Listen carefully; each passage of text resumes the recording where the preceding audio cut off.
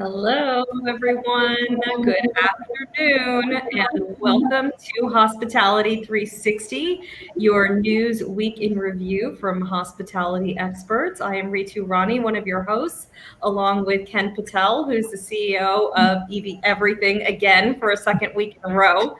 Good morning or good afternoon, Ken. Good afternoon, everyone. I'm excited to be here today with obviously these excellent hosts that we have alongside us. So, very excited today. Yes, so am I. So the show, as always, is sponsored by Surfer Quest and powered by EV Human. We've got a great panel on today, or a co-host, I should say. And part of this is because we're all so excited about AAHOA, and everyone on this panel is tied to AAHOA somehow. So I'm going to start with Neal Patel, who's the treasurer of AAHOA, and he's going to be the vice chairman of AAHOA. So Neal, welcome. Thank you, Ritu, and Ken. Thank you for having me. I'm excited to be here. Great. Well, we're so excited to hear your views on some of the stories and the articles we're going to share, and to hear more about the conference. Then we have Trusha Patel, and Trusha is the president of Platinum Holdings, which is her company, and she's also an AAHOA lifetime member and on the EVHH advisory board. So, welcome, Trusha. Thank you, Ritu and Ken. Glad to be here. Great. Well, we're so excited to have you as well. And last but not least, this one, Nancy, I met for the first time in the pre-show. Nancy Patel, she's a past board of director, and she's the current LPS president for the whole United States of America. And she's also a Mass Mutual financial advisor. I was so impressed with Nancy. We had our pre-call. I've never met her. And this woman is solid. So Nancy, welcome. Thank you so much, Ritu. Same back to you. I've never met anybody as intriguing and fascinating as you. Well, thank you. I appreciate that.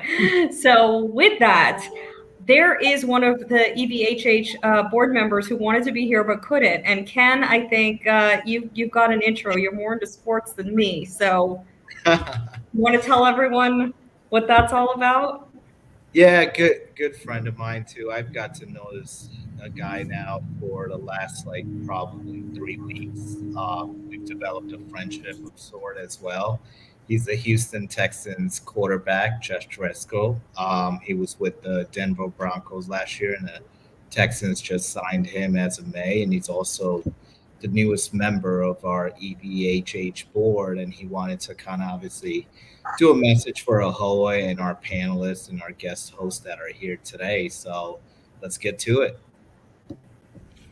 Hey, what's up, guys? This is Jeff Driscoll out here in Houston, gearing up for my 6th NFL season in training camp. So pretty busy right now. With that being said, unfortunately, my schedule did not allow for me to get out to AAHOA. I hate that I'm missing it, and was really looking forward to an awesome opportunity to really just support the EV brands and just see what's going on in the hospitality industry globally. Also, I just wanted to take a moment to say hello to our Hospitality 360 guests, Trusha, Nancy, and Neal Patel. Thank you for coming on and being guests. And just excited to be part of EV Everything. It's an awesome, group of people, awesome vision, and I'm just excited to be a part of it. So anyways, with that being said, just wanted to say hello, and sorry we couldn't meet, but hopefully there's opportunities for that in the future.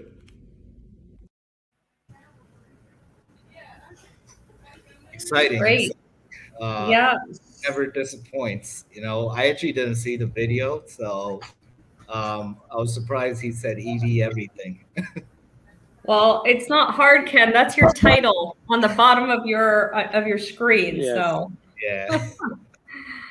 I see Tejal, our friend. She's saying hello to us. Hi, Tejal. Hi, Robert. Hi, Benita. Nice to see you all.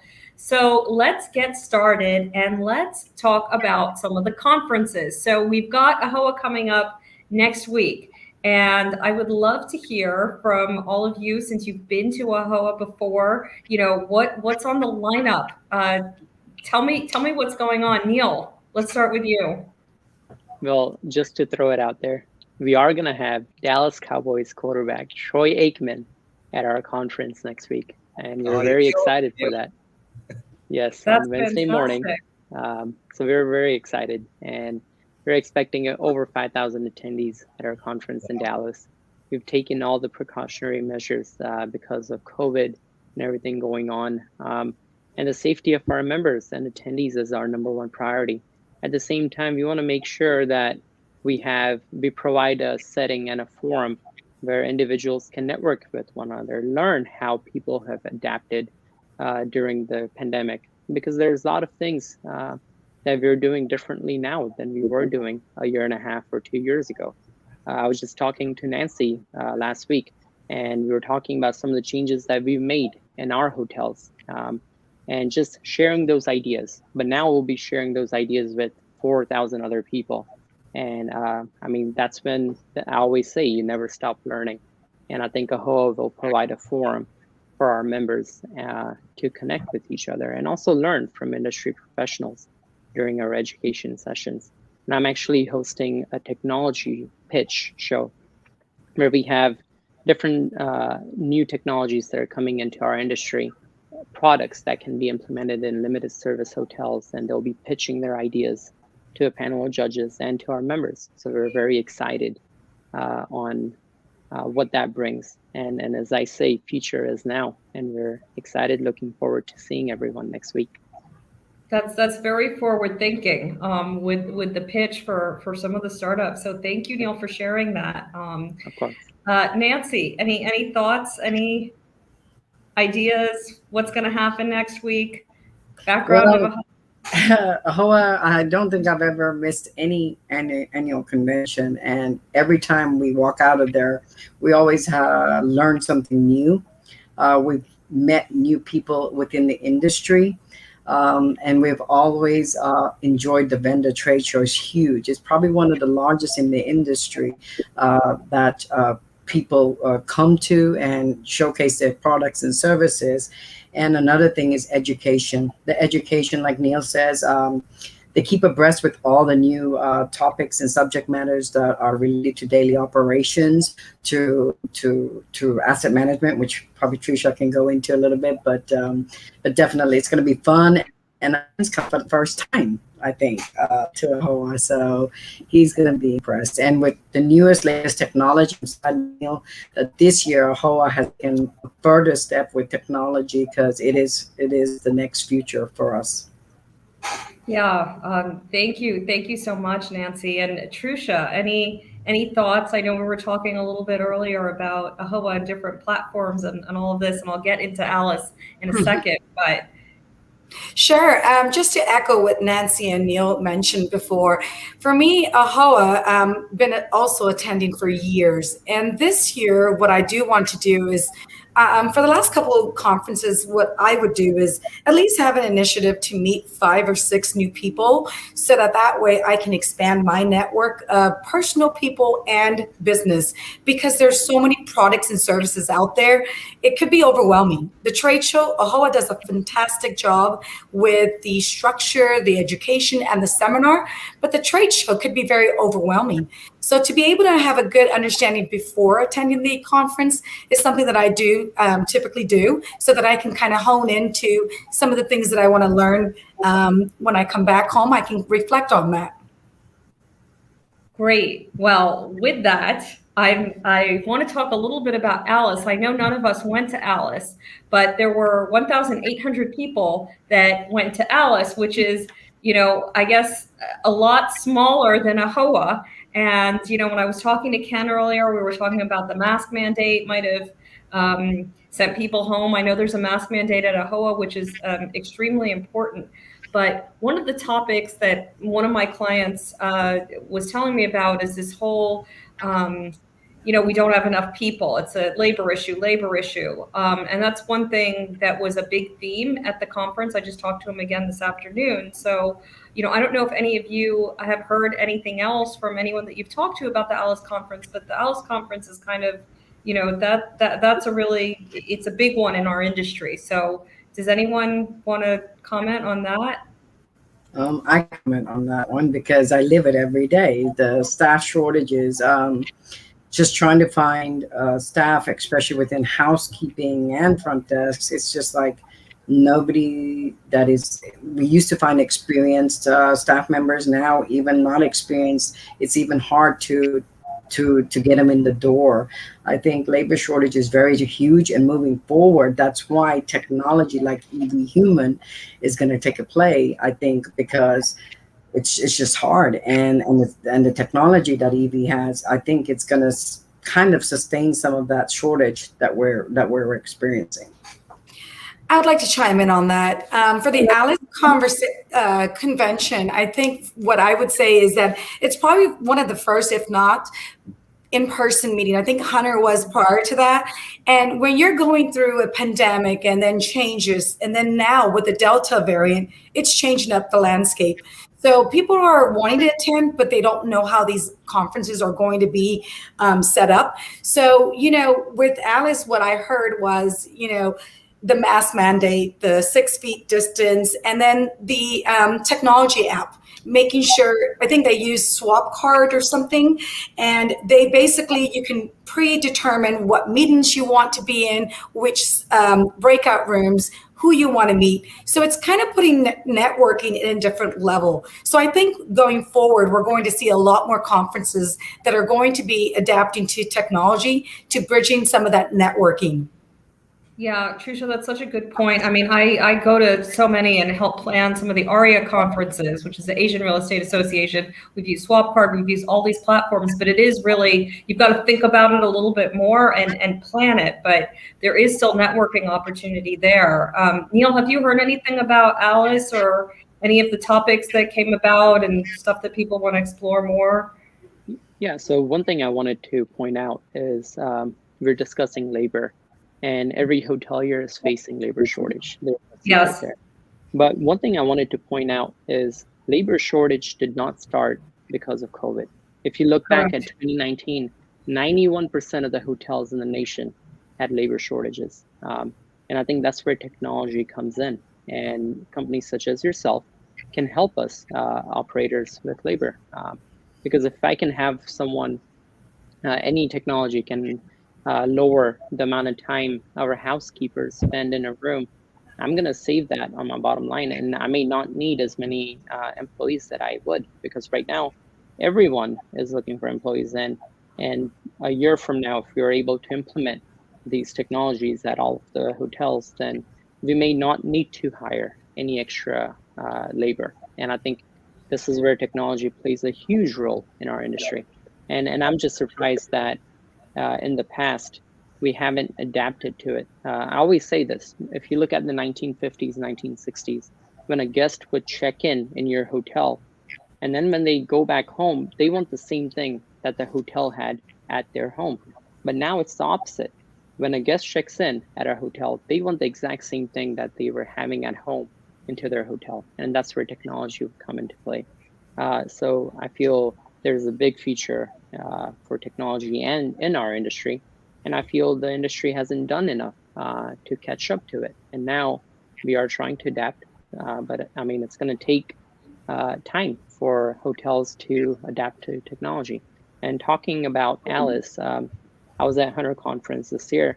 And usually at Hunter, we're walking around, and yes, there was a mask mandate, but it wasn't like me personally, I wasn't wearing one the whole time. But my colleagues who were at Alice Conference, everyone was wearing their mask. Unless you're at a networking event, then they would take that off. So yes, Delta variant definitely has something to do with it. But another thing is it was in California compared to Georgia. So I think that is another factor why it was easier to implement the mask mandate. And us at AAHOA, our goal is to implement that because safety is our number one priority for our members.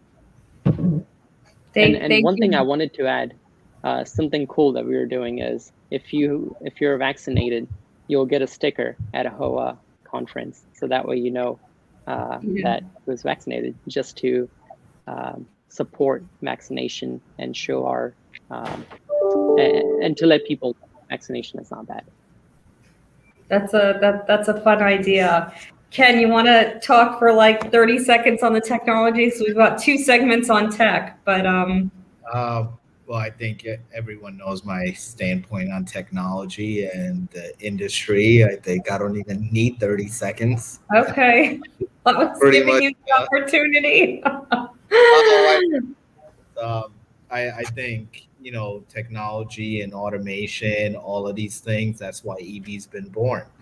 I've said it since Neal's right, 2019. I'm even going to go backwards to 2018, 5.1% on the unemployment rate at that time, and we were struggling of finding employees, right? So it's been happening. It's none of this is due to COVID. It's just an add-on.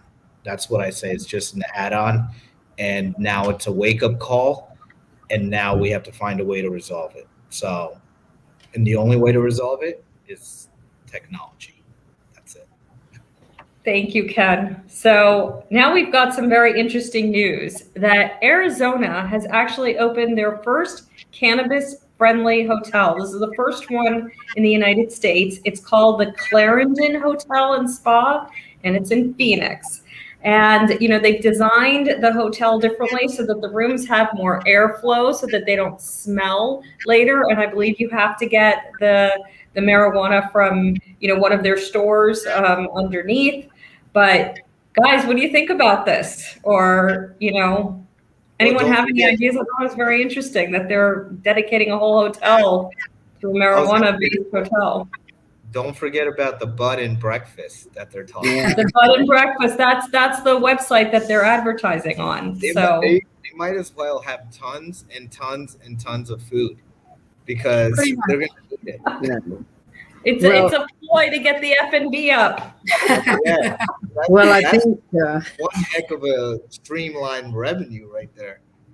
So I don't think they need to worry. They don't even need employees because these people will just go in there and cook it themselves. But I don't know, personally, me. It's something where I feel like it's going to be a destination hotel. They only have one segment. It's not a leisure. It's not a business traveler. It's basically, if you're puffing it up, you're going. So I think I don't know, that's kind of a crazy concept, but I just want to see it. I don't smoke weed myself, but to the fact, I would just want to go see it to see actually how it operates. And and I could be wrong. It could be like a hotel and we might see hundreds of them next thing we know, but interesting.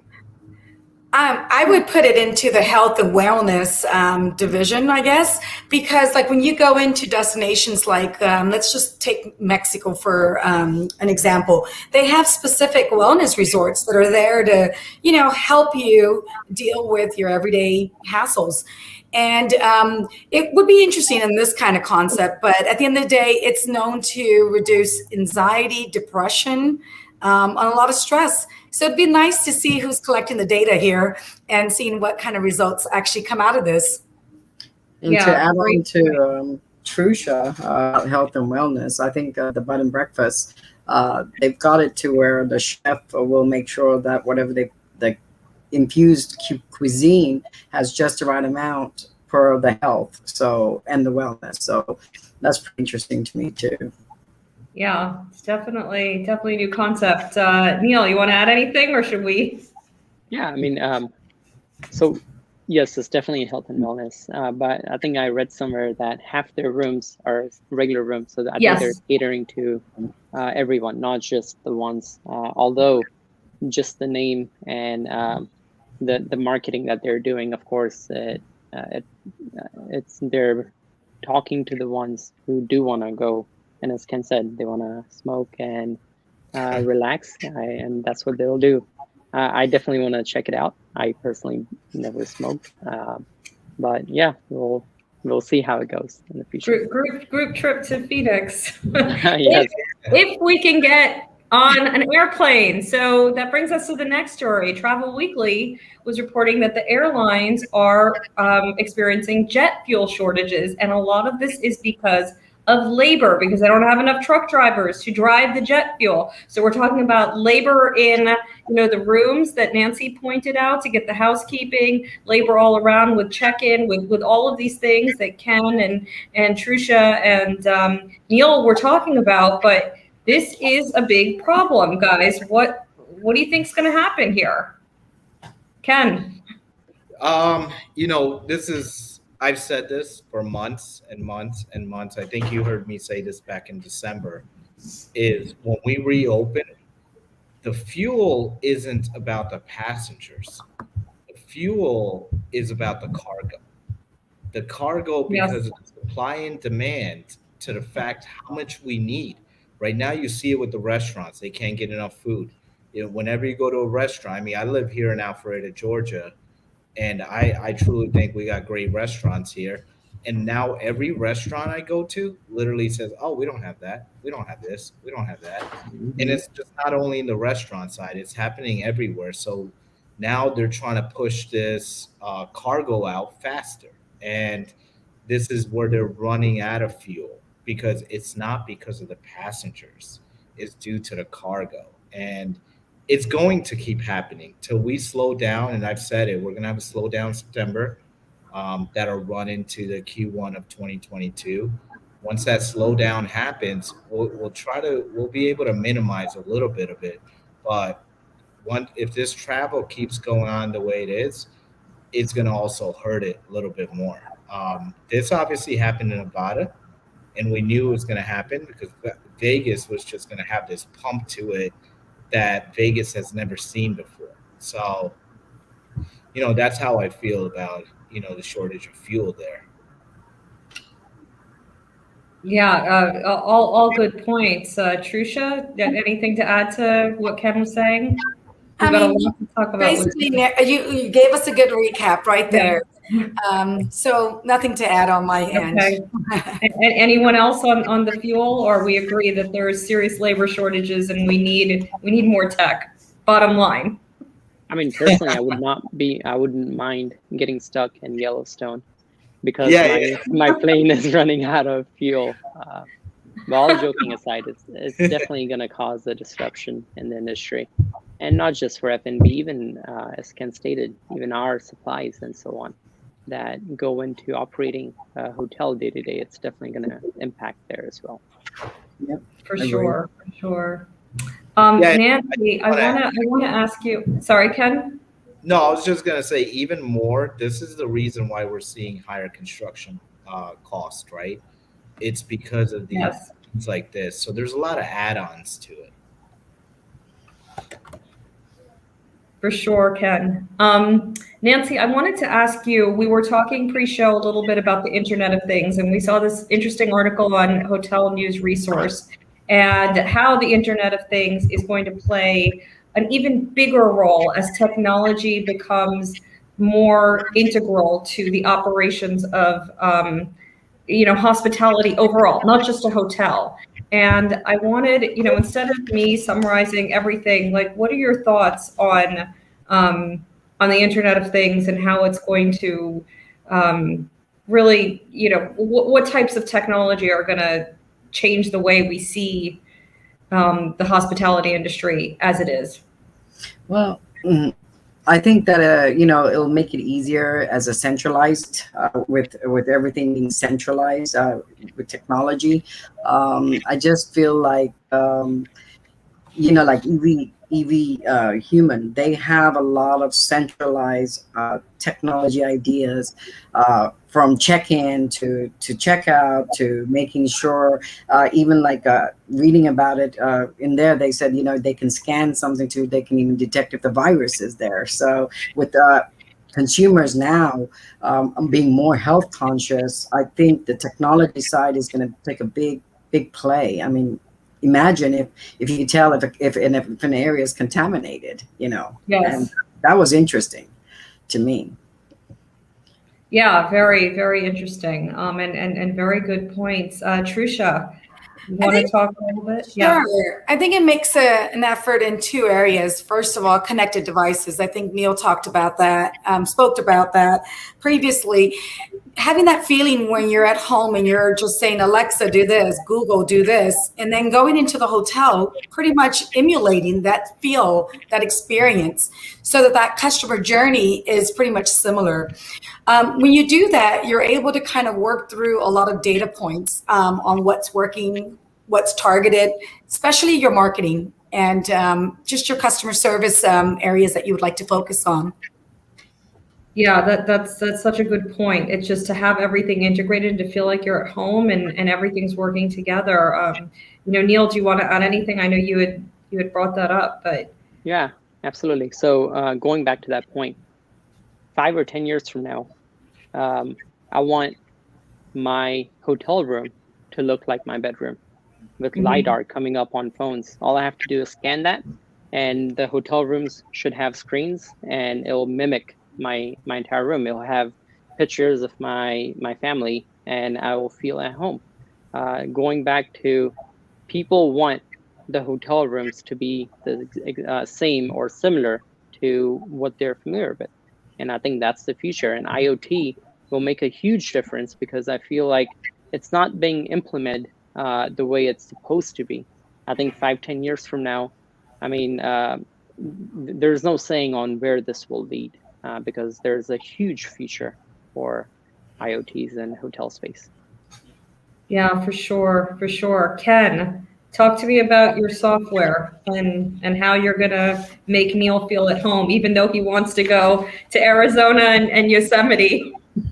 Well, we don't have 3 hours, or I would go on, about technology and everything else. But like I said, I think what Neal's saying, 5 years, I'm gonna get Neal that in a year. So that's that's gonna be my goal. So I'll put it on my bucket list. And the thing is, I've always had the vision that we have to revolutionize this industry. And it's not through any sort of development.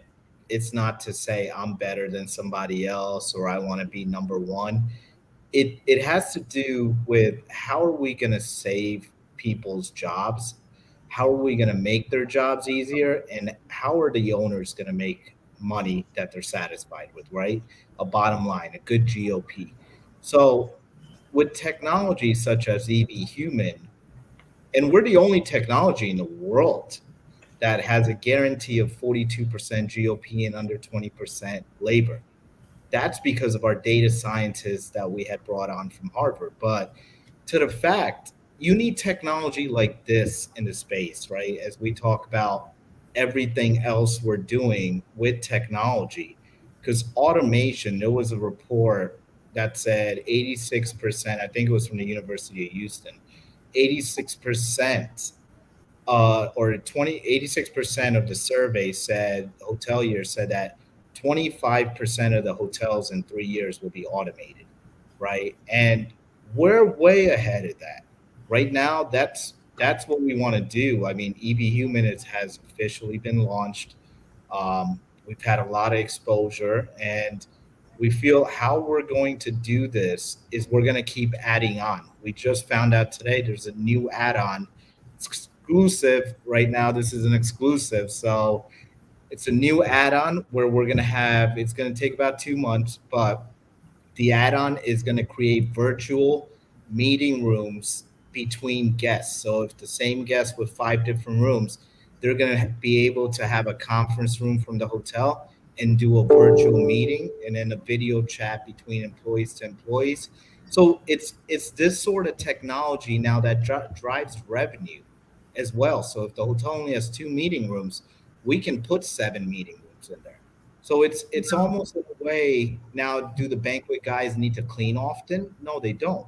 So this is what I mean, minimize the task, and that's why I said if there was 3 hours, I'll just keep going, but I need to stop now. Yes, you need to stop. We're out of time. We're not going to get to the last article, but I do want to say 2 things. First, thank you, Tejal Patel. You have a very good comment that operating hotels is getting harder and harder, and automation and centralized integration will really ease the burden on operations. We're all in agreement with that. We've said it. And the second thing I want to say, the last article, it's 8 disruptive hotel technology trends to watch in 2021. It will be posted. I'm just going to read them out to you guys, but it will be posted. SaaS is exploding. APIs are mainstream. Guest room technology innovation, privacy and cybersecurity. OTAs are struggling. Wi-Fi 6, big data, and digital hotel companies. So check out the website. I just wanted to add one thing in there, Ritu. This was a piece I did want to tell our audience about and everybody here. So the OTAs now are in the biggest decline because of Google's new system. And due to that fact is now we have more direct bookings. So Yes, this we is do. obviously one of the hot topics that we've spoken about in the industry for the last 4 years, as to how to get more direct bookings. So I think this is where we take advantage of that. As we know that we're taking something from the OTAs, this is how we take advantage of it. But I also wanted to add one more other thing is that obviously we're going to be at AAHOA. You're going to be at AAHOA. Our chief development officer Nick's going to be at AAHOA. We've got two other partners that are going to be at AAHOA. We really took the standpoint to really have EV at AAHOA. I love the relationship with Neal, Nancy, Trusha. This is my first official AAHOA event in the history of my 25 years in hospitality. And people like Neal, Nancy, and Trusha really got me thinking that I need more involvement with AAHOA. So, I look forward to seeing everybody there and, really connecting. Great. Well, thank you all so much. I feel very blessed to be with such an all-star crew today and looking forward to seeing you all next week. So that's it. So Looking wrap. forward to it. Thank you, guys. Thank you, Neal. Thank you. Thank you. Bye. Bye-bye. Thank you. You Appreciate guys. it.